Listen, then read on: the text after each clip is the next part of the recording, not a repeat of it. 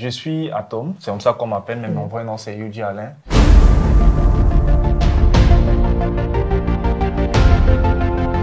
Je suis entrepreneur, blogueur, spécialiste en marketing digital, particulièrement en stratégie des réseaux sociaux. En général, je suis très observateur et j'arrive à apprendre facilement.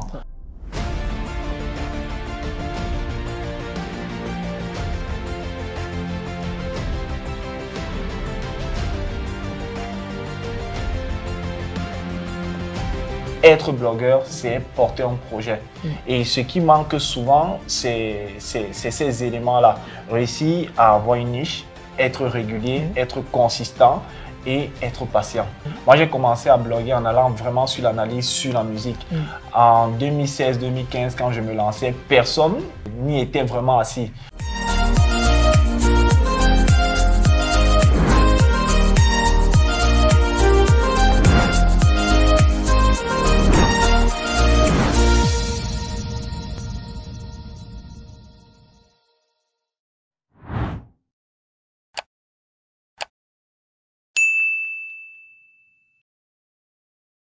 Bonjour Atom et merci d'avoir répondu présent à notre invitation.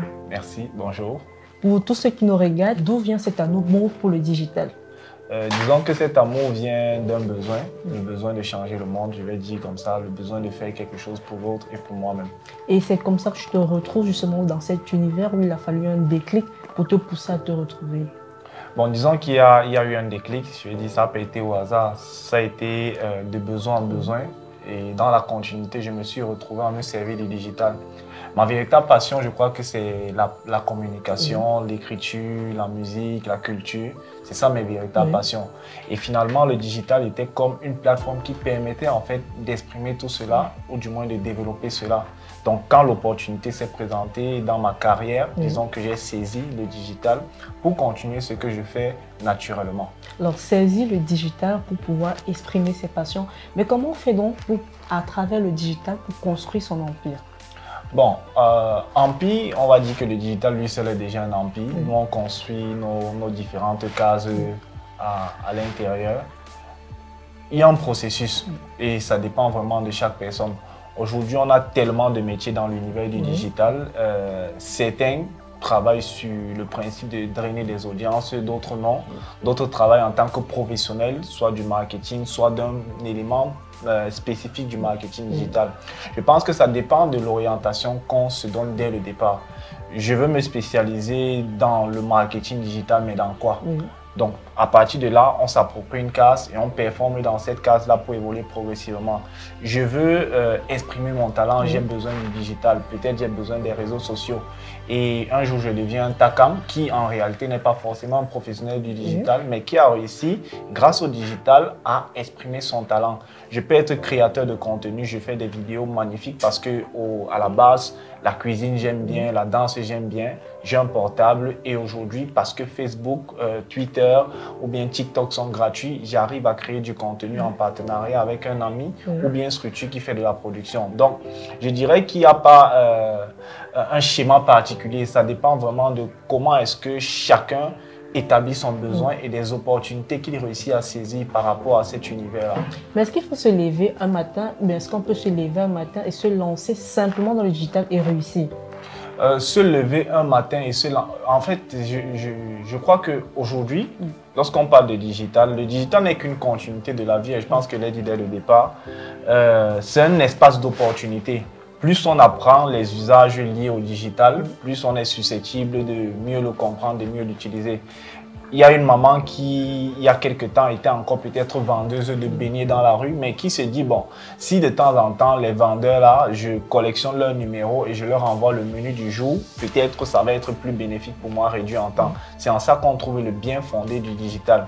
Maintenant, est-ce qu'il y a une formule spéciale pour se lancer? Je dirais non, parce que aujourd'hui, incontournablement, pour la plupart des gens, les citadins au moins, on a un portable, on a la connexion qui est entrée dans les habitudes quotidiennes. On n'est plus à l'époque où on se disait que bon, Internet, c'est quelque chose de distant. Aujourd'hui, c'est réel, on vit, on est dans un réel usage. C'est comme quand la télé arrivait à l'époque, on voyait la télé à distance. Mais après, tout le monde a la télé chez lui, tout le monde connaît utiliser une télécommande. Donc, les basiques, en fait, sur ce qui est digital, je pense qu'on est même dans le digital depuis, je le dis souvent, depuis pratiquement une trentaine, voire une cinquantaine d'années. Tout ça a commencé lorsqu'on a commencé à utiliser la calculatrice, c'est un outil digital. Lorsqu'on est avec les caméras, c'est des outils digitaux en fait. Donc, formule spécifique, non. Le digital, c'est vraiment open. Et ça y va de l'apprentissage, du besoin et de l'opportunité que chacun y voit. Quelles sont les clés du succès d'Ato? Clés du succès, je ne sais pas si on va parler réellement de succès, mais disons que on est encore sur le chemin. Moi, je considère tout cela comme chemin. Aujourd'hui, moi, je pense que ce qui est d'une certaine façon mon avantage, c'est que j'ai vite compris ce dont j'avais besoin. En général, je suis très observateur et j'arrive à apprendre facilement.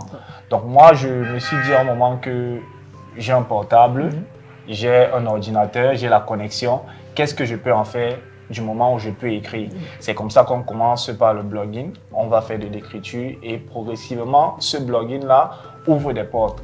Plus tard, on observe des besoins chez les entreprises. On est sur un secteur où il n'est pas évident pour certaines entreprises, il y a quelques années, de construire une véritable stratégie de communication sur les réseaux sociaux.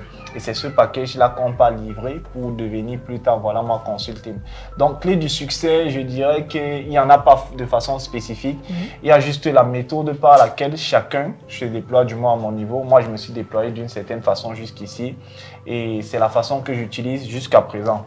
D'un autre côté, j'ai pour habitude de dire que moi, je pense global. En général, pour réussir, il ne faut pas réussir seul. Ce que j'ai fait pendant un bon nombre d'années, c'était de former. C'est-à-dire lancer des ateliers, des formations, des événements autour de la sensibilisation sur le digital premièrement, sur le blogging, sur la communication, afin que quoi? Afin que l'environnement comprenne mieux ce qu'on fait et soit prêt à nous recevoir.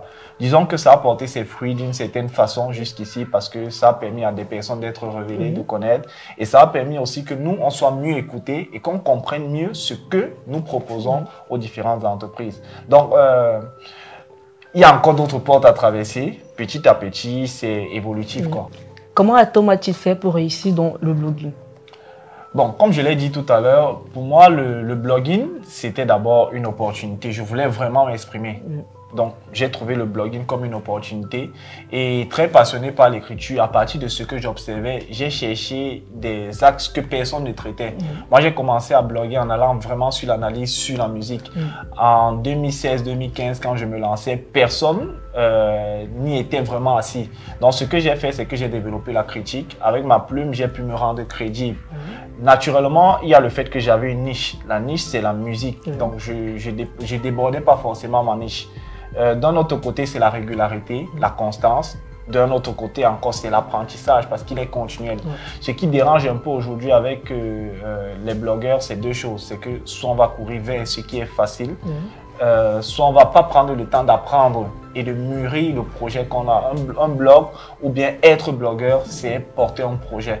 Et ce qui manque souvent, c'est ces éléments-là. Réussir à avoir une niche, être régulier, être consistant et être patient. Naturellement, apprendre. Apprendre va toujours et toujours être au milieu de tout cela. Parle-nous de Voilà Moi, qui est justement ton entreprise. Voilà Moi, c'est deux compartiments, on va dire comme ça. Il y a Voilà Moi Média, qui comporte tout ce qui est lié au contenu rédactionnel, aux médias, on va dire comme ça. Aujourd'hui, on a Voilà Moi Musique, qui est dédié à la musique. Il y a Voilà Moi Ciné, qui est dédié au cinéma. Et il y a Voilà Moi Gospel, qui est dédié à la musique gospel. À côté, il y a Voilà Moi Consulting. Voilà Moi Consulting, c'est une agence de communication et marketing qui accompagne pas mal de marques au Cameroun depuis bon nombre d'années. On a travaillé avec des marques comme le PMUC, UCB, on travaille avec MTN, SICAM, Terrific Coffee. Bref, il y a pas mal de marques quand même qui sont passées par chez nous. On va insister sur Voilà Moi Média parce que tu viens officiellement de lancer. C'est quoi la particularité de Voilà Moi Média par rapport aux autres médias de l'univers camerounais? Je dirais que c'est un média qui a réellement une vision et qui prend son temps pour se faire. C'est un média qui a un gros challenge. Le but aujourd'hui est réellement d'apporter, ce n'est pas seulement d'avoir créé un média, c'est de voir dans quel sens ce média peut être bénéfique pour le Cameroun et pour l'Afrique dans les futures années. Donc c'est une vision qui a commencé il y a un peu plus de 5 ans. Là, on est vraiment sur la continuité. Je dirais aussi que j'ose dire que j'aimerais démontrer qu'on peut porter un média venant du Cameroun.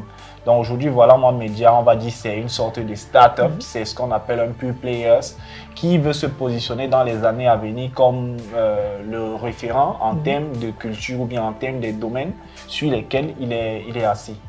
En tant qu'entrepreneur, comment fais-tu pour identifier le bon collaborateur avec qui travailler?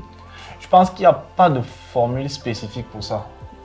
Véritablement, je crois que c'est même le mal des petites entreprises souvent, c'est que lorsqu'on a une petite entreprise, on ne va pas fonctionner selon les standards des grosses entreprises. Une grosse entreprise, lorsqu'elle veut recruter, elle va chercher un produit fini, c'est-à-dire quelqu'un qui a typiquement toutes les connaissances. Et là, on va lui dire, voilà, toi, quel est ce que tu es capable de faire? Il montre son CV, ses compétences. On lui dit, voilà, tu as 700 000 de salaire. Par contre, lorsqu'on est une petite entreprise, on ne peut pas se permettre ça. Tu n'es pas Orange, tu n'es pas MTN, tu n'es pas, je ne sais pas, Eneo ou autre. Donc, avec ta petite entreprise, il faut être très, comment dire, tactique, je vais dire ça. Donc, les collaborateurs, en général, on les a par le biais des circonstances, je vais dire comme ça. On peut lancer un recrutement. Parfois, après un recrutement, on trouve des talents. Mais les talents, dans nos environnements, il faut absolument les former. La formation, il n'y a pas de collaborateur chez moi, par exemple, que je n'ai pas eu à former. C'est presque impossible. Pourquoi? Parce que, comme je le disais, le profil type, c'est un profil qui demande énormément. Et il est rare dans notre environnement. Donc aujourd'hui, le collaborateur qu'on a, c'est celui qu'on va prendre, on va mettre petit à petit dans le bain de ce qu'on fait pour qu'il devienne plus tard quelqu'un de vraiment prêt et capable d'assumer. Donc les collaborateurs, je crois même que c'est la chose la plus difficile lorsqu'on entreprend sur le secteur du digital et surtout dans les entreprises nouvelles. Tu fais partie justement de ces personnes qui ont commencé à zéro pour occuper la place qu'ils occupent aujourd'hui. Mais comment tu fais, comment tu as fait lorsque tout ne te réussissait pas, lorsque tu ne trouvais pas des solutions, où est-ce que tu as puisé la force de continuer? On va dire que il y a toujours des challenges et plus tu avances, plus les challenges sont grands. Personnellement, je crois que moi, ma force, c'est Dieu. Je dirais ça simplement comme ça. On a beau dire qu'on a les capacités, le talent de tel, c'est d'abord Dieu. Mais après, Dieu te dit, garde espoir. Donc, c'est l'espoir que tu dois garder. Et surtout, c'est la vision que tu portes.